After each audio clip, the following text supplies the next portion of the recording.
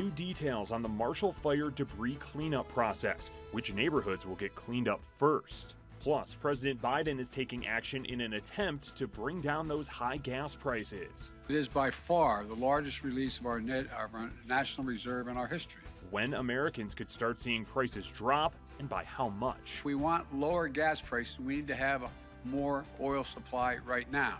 The Rockies open the season a week from today. How Major League Baseball is starting the season with more transparency.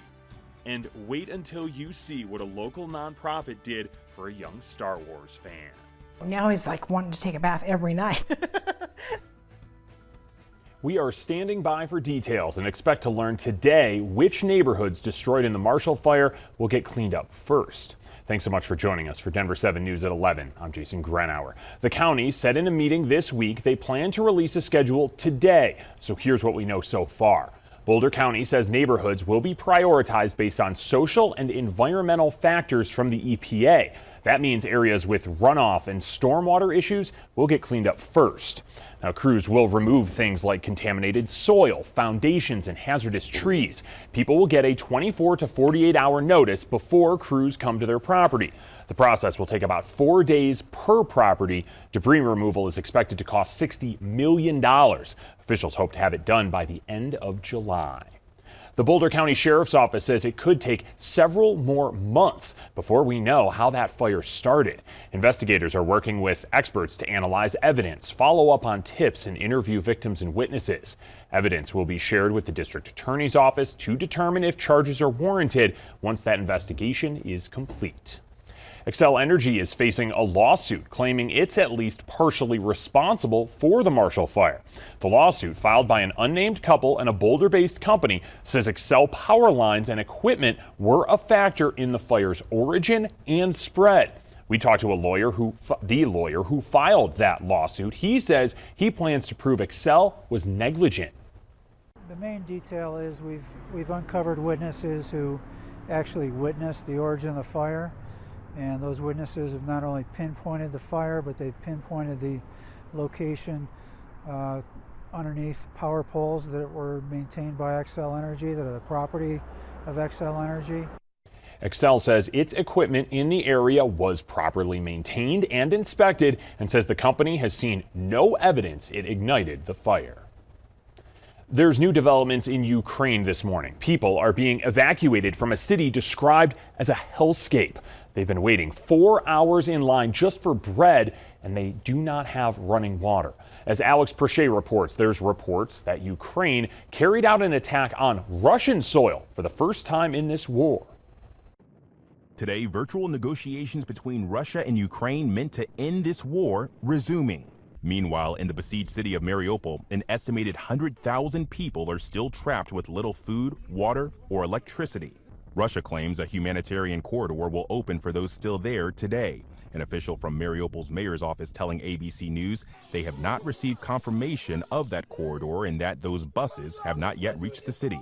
One agency involved in helping civilians escape tells ABC News this effort has been and remains extremely complex as they make their 140-mile journey. Also, Russian forces have handed back control of the Chernobyl nuclear power plant. In other areas of the country, intense fighting continues. Multiple missiles hit the capital city of Kyiv Thursday.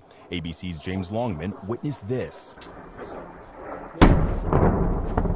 We just heard an enormous explosion here towards the north of where we're standing, and you can see there deep dark smoke rising into the sky. Now, we're not sure what's been hit. Ukrainian forces have retaken 2 villages along one main supply route to the capital. And overnight, a possible strike on Russian territory, an oil depot in Belgorod, just over the border. This verified video shows 2 airstrikes in the distance. You can also see 2 helicopters flying next to where the strikes hit. Russia claiming it was Ukraine. Ukraine right now not confirming or denying its involvement. Alex Perche, ABC News, Washington. Russian gas is still flowing through Europe today, despite the deadline President Vladimir Putin put in place to cut it off, unless customers started paying in rubles. That's Russia's primary currency. Those payments are supposed to start today. The rule had been Moscow's strongest retaliatory threat to the sanctions imposed over its invasion of Ukraine. Some countries, including Germany and the UK, had said they wouldn't pay in rubles. Gas prices could start dropping by the end of the weekend. It's because the U.S. is releasing up to 180 million barrels of oil from the nation's emergency supply.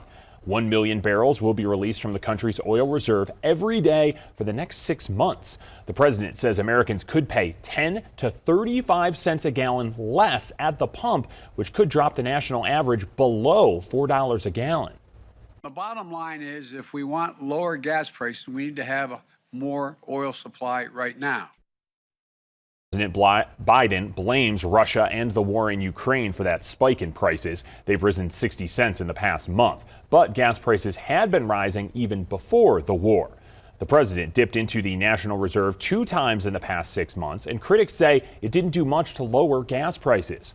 Critics are also concerned releasing oil from the reserve will leave the U.S. vulnerable in the future, since the stockpile would drop to its lowest level since 1984.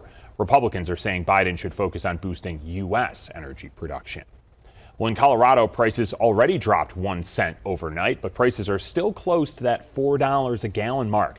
The national average also dropped by a penny to average $4.21 per gallon. The price for diesel is also on the rise. It's hovering around $5 a gallon. And in a major hub like Denver, businesses like trucking companies are anxious to see those prices fall. So one tank fill, as much as it hurts me to fill up my vehicle, when you're putting it in a commercial vehicle, you're now talking $1,200 to fill a tank for one round on a semi. And that's a big factor, and that adds up very quickly. Experts say trucking companies will have to pass those higher costs to retailers, and it will eventually trickle down to you, the customer. New cars sold in the U.S. will need to meet better fuel economy standards soon. The Biden administration is requiring cars get at least 40 miles per gallon by 2026. This is rolling back a measure enacted under former President Donald Trump. Cars for the current model year right now, they need to get about 28 miles per gallon.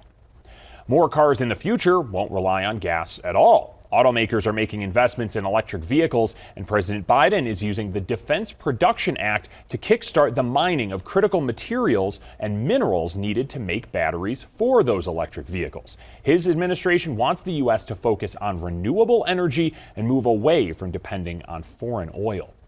The rise in gas prices, inflation, and the war in Ukraine isn't slowing down the U.S. economy, though. More than 430,000 jobs were added just last month. Employers have added at least 400,000 jobs for 11 straight months now. Americans are back to work, and that's good news for millions of families who have a little more breathing room and the dignity that comes from earning a paycheck. Even though we created a record number of jobs, I know, that this job is not finished. We need to do more to get prices under control. The job growth helped drop the unemployment rate to 3.6%, which is the lowest level it's been in 2 years.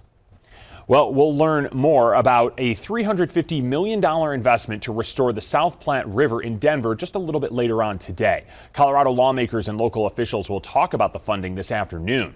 The money is coming from the Army Corps of Engineers. Now, that project covers 450 acres along the river from 3rd Avenue, extending north up into Adams County. It will be used to reduce flooding risk for hundreds of homes. The water situation in Empire, meanwhile, is getting just a little bit better. Water is back on for about 85% of the town. Officials say they found a pipe leak on a private property. The town has been without reliable water for more than a week. The boil water order is still in effect, and the town is handing out bottled water. It's a big game at Ball Arena tonight for the Nuggets. They host the Minnesota Timberwolves, who are right behind them in the playoff standings. The Nuggets are the 5th seed in the West right now, and with just 5 games left, there's a lot of room to move around in the standings. Coach Michael Malone says his team needs to get tough, referencing that phantom elbow that got Austin Rivers ejected against the Pacers on Wednesday night. Malone's point was, in playoff basketball, the stakes simply are higher. Yeah, you want guys that are going to fight, hit, and just not sit there and take it. And that's not just in regards to that incident, that's just in general. You want a team that's going to go out there and fight for every inch. And, I think we have a bunch of guys like that, and we're going to need that. I mean, 5 to go. Every one of these games matters. Going into the postseason, when each possession becomes magnified, you want toughness, and, you can't fake that, as you know. And the Avs on Denver 7 this weekend. First, it's the Avs. They host the Penguins at Ball Arena. Puck drop is at 1 tomorrow afternoon. Again, watch it right here on Channel 7. Then on Sunday, the Nuggets head to LA to take on LeBron James and the Lakers. Tip-off for that game here on Denver 7 is at 1:30. The Rockies' home opener is a week from today, and Major League Baseball is making changes to its replay review process right before the season starts. Umpires will now have on-field microphones to inform the crowd and TV audiences about those replay reviews. So they'll be able to make in-stadium announcements like who's making the challenge, what's being challenged, and the outcome. Those new procedures will start this weekend for the final days of spring training. A town is cut off by a massive avalanche, and it might be days before the snow is clear. Plus, a Denver museum is honoring survivors of the Titanic, the new exhibit.